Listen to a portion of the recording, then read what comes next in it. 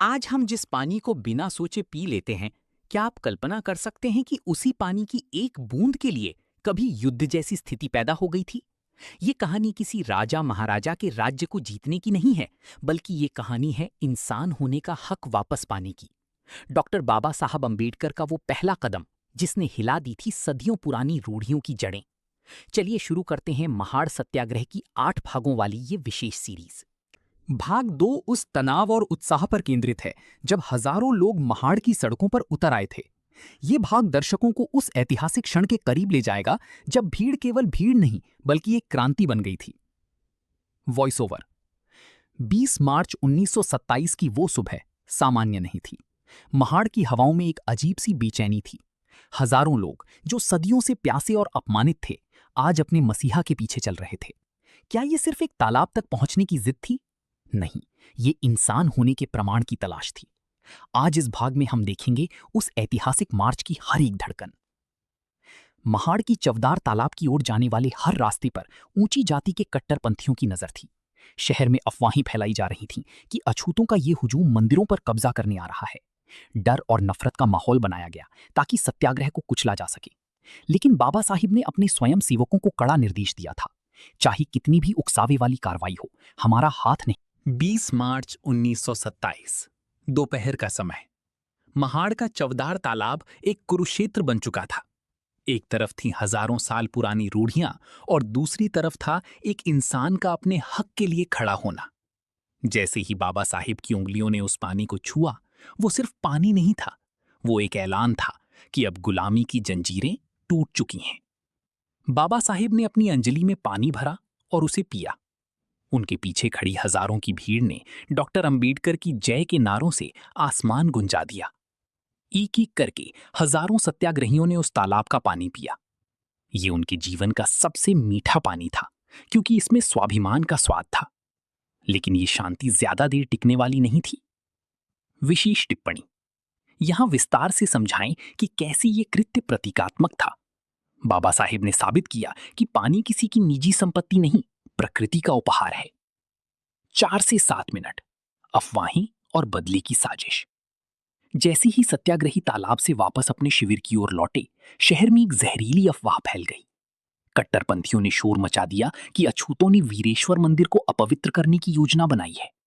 ये पूरी तरह झूठ था, लेकिन भीड़ को भड़काने के लिए काफी था। लाठियां, पत्थर और हथियार जमा किए जाने लगे। शांतिपूर्ण सत्याग्रह के खिलाफ एक खूनी साजिश रची जा रही थी। विजुअल। गलियों में इकट्ठा होती गुस्साई भीड़ और बाबा साहिब की शिविर में चल रही भोजन की तैयारी के बीच का कॉन्ट्रास्ट दिखाएं। 7 से 9 मिनट, निहत्थों पर हमला और बाबा साहिब का संयम। अचानक सवर्ण कट्टरपंथियों की भीड़ ने सत्याग्रहियों के शिविर पर हमला कर दिया। लोग खाना खा रहे थे, विश्राम कर रहे थे। निहत्थों पर बेरहमी से लाठियां बरसाई गईं। कई लोग लहूलुहान हो गए। युवा सत्याग्रही गुस्से में थे। वे जवाबी हमला करना चाहते थे, लेकिन बाबा साहिब वहां खड़ी थी, अचल, शांत। उन्होंने चिल्लाकर कहा, शांत रहो, हमें कानून हाथ में नहीं लेना है, हमारी जीत हमारे संयम में है। डायलॉग।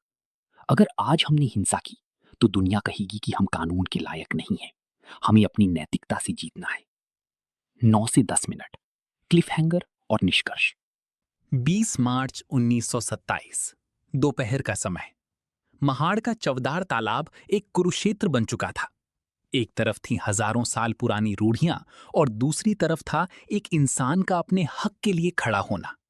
जैसे ही बाबा साहिब की उंगलियों ने उस पानी को छुआ, वो सिर्फ पानी नहीं था, वो एक ऐलान था कि अब गुलामी की जंजीरें टूट चुकी हैं। बाबा साहिब ने अपनी अंजलि में पानी भरा और उसे पिया। उनके पीछे खड़ी हजारों की भीड़ ने डॉक्टर अंबेडकर की जय के नारों से आसमान गुंजा दिया। एक एक करके हजारों सत्याग्रहियों ने उस तालाब का पानी पिया। ये उनके जीवन का सबसे मीठा पानी था, क्योंकि इसमें स्वाभिमान का स्वाद था। लेकिन ये शांति ज्यादा देर टिकने वाली नहीं थी। विशेष टिप्पणी। यहां विस्तार से समझाएं कि कैसे ये कृत्य प्रतीकात्मक था। बाबा साहिब ने साबित किया कि पानी किसी की निजी संपत्ति नहीं, प्रकृति का उपहार है। 4 से 7 मिनट, अफवाहें और बदले की साजिश। जैसे ही सत्याग्रही तालाब से वापस अपने शिविर की ओर लौटे, शहर में एक जहरीली अफवाह फैल गई। कट्टरपंथियों ने शोर मचा दिया कि अछूतों ने वीरेश्वर मंदिर को अपवित्र करने की योजना बनाई है। ये पूरी तरह झूठ था, लेकिन भीड़ को भड़काने के लिए काफी था। लाठियां, पत्थर और हथियार जमा किए जाने लगे। शांतिपूर्ण सत्याग्रह के खिलाफ एक खूनी साजिश रची जा रही थी। विजुअल: गलियों में इकट्ठा होती गुस्साई भीड़ और बाबा साहिब के शिविर में चल रही भोजन की तैयारी के बीच का कॉन्ट्रास्ट दिखाएं। 7 से 9 मिनट, निहत्थों पर हमला और बाबा साहिब का संयम। अचानक सवर्ण कट्टरपंथियों की भीड़ ने सत्याग्रहियों के शिविर पर हमला कर दिया। लोग खाना खा रहे थे, विश्राम कर रहे थे। निहत्थों पर बेरहमी से लाठियां बरसाई गईं। कई लोग लहूलुहान हो गए। युवा सत्याग्रही गुस्से में थे। वे जवाबी हमला करना चाहते थे, लेकिन बाबा साहिब वहां खड़ी थी, अचल, शांत। उन्होंने चिल्लाकर कहा, शांत रहो, हमें कानून हाथ में नहीं लेना है। हमारी जीत हमारे संयम में है। डायलॉग: अगर आज हमने हिंसा की तो दुनिया कहेगी कि हम कानून के लायक नहीं हैं। हमें अपनी नैतिकता से जीतना है। 9 से 10 मिनट, क्लिफ हैंगर और निष्कर्ष। 20 मार्च की हिंसा के बाद महाड़ की धरती लहूलुहान थी, लेकिन बाबा साहिब का संकल्प और भी दृढ़ हो चुका था। जहां एक तरफ घायल सत्याग्रही अपने जख्म सहला रहे थे, वहीं दूसरी तरफ कट्टरपंथी समाज एक ऐसी योजना बना रहा था जिसे सुनकर आज भी रूह कांप जाए। उन्होंने उस चवदार तालाब को अपवित्र घोषित कर दिया, जिसका पानी सदियों से सब पीते आए थे। शुद्धिकरण का तमाशा। रूढ़िवादी समाज ने दावा किया कि अछूतों के छूने से तालाब का पानी जहर बन गया है। इसके बाद शुरू हुआ शुद्धिकरण का एक अजीबोगरीब नाटक। तालाब से 108 घड़े पानी निकाला गया और उसमें दूध, दही, घी, गोबर और गोमूत्र डाला गया। पंडितों ने मंत्र पढ़े ताकि तालाब फिर से शुद्ध हो सके। विशेष विश्लेषण: यहां दर्शकों को समझाएं कि ये सिर्फ पानी का मामला नहीं था, बल्कि ये मानसिक गुलामी का चरम था। बाबा साहिब ने इस पाखंड को देखकर महसूस किया कि लड़ाई अभी बहुत लंबी है। बाबा साहिब का पलटवार, कानून का रास्ता। बाबा साहिब इस अपमान पर चुप नहीं बैठने वाले थे। उन्होंने महसूस किया कि अब लड़ाई केवल सड़कों पर नहीं, बल्कि अदालत के कमरों में भी लड़नी होगी। उन्होंने तर्क दिया कि जब नगर पालिका ने प्रस्ताव पास कर दिया है, तो मुट्ठी भर लोग सार्वजनिक संपत्ति पर कब्जा कैसे कर सकते हैं। उन्होंने कानून के पन्नों में अपने समाज का हक ढूंढना शुरू किया।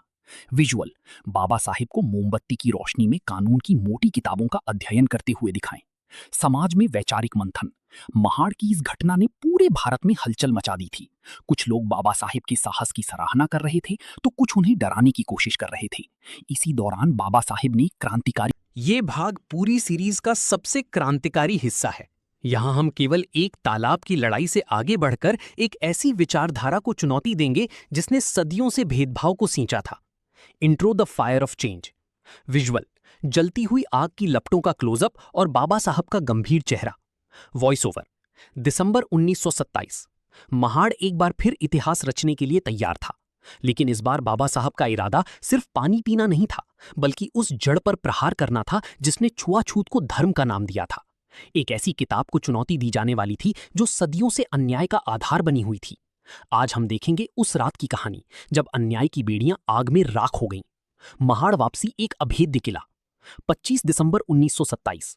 बाबा साहब हजारों समर्थकों के साथ फिर से महाड़ पहुंचे। सवर्ण कट्टरपंथियों ने अदालत से इंजंक्शन ऑर्डर ले लिया था ताकि सत्याग्रही तालाब को न छू सकें। माहौल ऐसा था कि कभी भी युद्ध छिड़ सकता था। बाबा साहब ने कानून का सम्मान। ये भाग डॉक्टर अंबेडकर की विद्वत्ता और उनकी कानूनी रणनीति पर केंद्रित है। यहाँ हम देखेंगे कि कैसे एक जल सत्याग्रह अब भारत की सबसे बड़ी कानूनी लड़ाइयों में से एक बन गया। वॉइस ओवर: मनुस्मृति की राख अभी ठंडी भी नहीं हुई थी कि लड़ाई का मैदान बदल गया। अब मुकाबला सड़कों पर नहीं, बल्कि बॉम्बे हाईकोर्ट की चौखट पर था। रूढ़िवादी समाज ने दावा किया कि चवदार तालाब उनकी निजी संपत्ति है, लेकिन उनका सामना एक ऐसे वकील से था जिसकी दलीलों के आगे दुनिया के बड़े बड़े विद्वान झुक जाते थे। आज के भाग में न्याय की वो लंबी जंग। विरोधियों का तर्क सीधा था। उनका कहना था कि ये तालाब सदियों से उनके पूर्वजों का है और अछूतों को इसे छूने का कोई अधिकार नहीं है। उन्होंने इस मामले को धार्मिक परंपरा का जामा पहनाने की कोशिश की, लेकिन बाबा साहब ने इसे एक मानवाधिकार और नगरपालिका कानून का मुद्दा बना दिया। उन्होंने साबित किया कि जो तालाब टैक्स के पैसे से चलता है वो किसी की जागीर नहीं हो सकता। अदालत में जब बाबा साहब खड़े हुए तो उन्होंने सिर्फ कानून की धाराएं नहीं पढ़ी, बल्कि समानता का दर्शन समझाया। उन्होंने कोर्ट को याद दिलाया कि 1923 का बोले प्रस्ताव स्पष्ट कहता है कि सभी सार्वजनिक स्थान सबके लिए खुले हैं। उन्होंने साक्ष्यों का ऐसा अंबार लगा दिया कि विरोधियों के पास कोई जवाब। ये इस सीरीज का समापन और सबसे महत्वपूर्ण भाग है। यहाँ हम देखेंगे कि कैसे चवदार तालाब की बूंदों ने भारत की संविधान की धाराओं का रूप लिया और बाबा साहेब का ये संघर्ष आज भी हमारे जीवन में कैसे जीवित है। महाड़ का संघर्ष केवल पानी के लिए नहीं था, वो एक महायज्ञ था जिसमें सदियों पुरानी असमानता की आहुति दी गई। आज इस आखिरी भाग में हम उस यात्रा को पूरा करेंगे जो एक छोटे से शहर से शुरू हुई और दिल्ली के संसद भवन तक पहुंची। चवदार तालाब की वो एक बूंद आज भारत के हर नागरिक के अधिकार की नींव है। महाड़ की सीख और संविधान की रचना।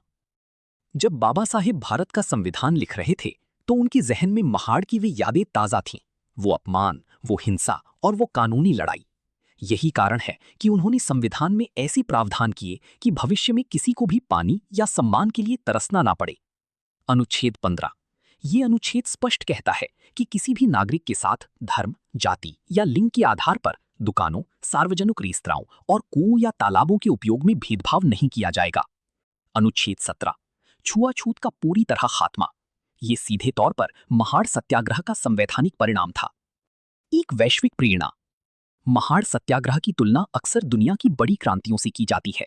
अमेरिका में मार्टिन लूथर किंग जूनियर के नागरिक अधिकार आंदोलन से दशकों पहले बाबा साहेब ने अहिंसक सविनय अवज्ञा या नॉन वायलेंट सिविल डिसोबीडियंस का ऐसा उदाहरण पेश किया था। उन्होंने दुनिया को दिखाया कि एक शोषित समाज बिना हथियार उठाए केवल संगठित होकर और शिक्षित होकर कैसे